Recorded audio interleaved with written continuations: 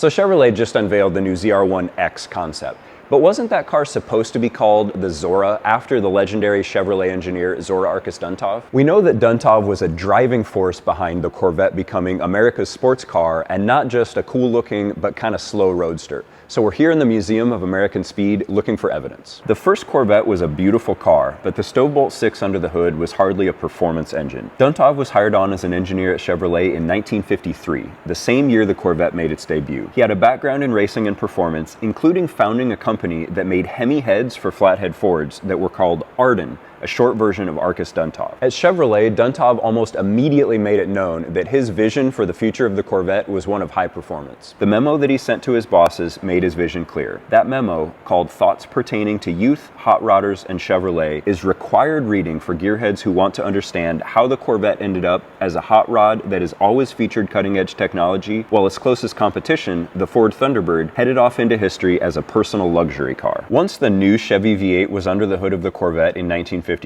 Duntov helped add fuel injection to it in 1957, using this very car as a test mule. In typical Duntov fashion, this fuelie test car wasn't just sent to drive around the streets of Detroit. Instead, it went racing, winning its class at Daytona Speed Week and setting a speed record on the beach, all the while mixing it up with Ferraris on the track and proving the performance potential of the Rochester Ramjet. Duntov continued to push the performance envelope for the Corvette in spite of corporate headwinds and an outright racing ban. Cars like the Corvette Grand Sport and factory hot rods like the L88 kept Corvette in the winner's circle and cemented its reputation as America's sports car. Duntov was also an early champion of the idea of a mid-engine Corvette and developed several concepts to prove his point. Ultimately, a mid-engine Corvette wasn't meant to be until the C8 was unveiled in 2020. So even though his name isn't on the newest 1250 horsepower Corvette, ZORA-Arkus Duntov was laying the groundwork from the very beginning to make it possible.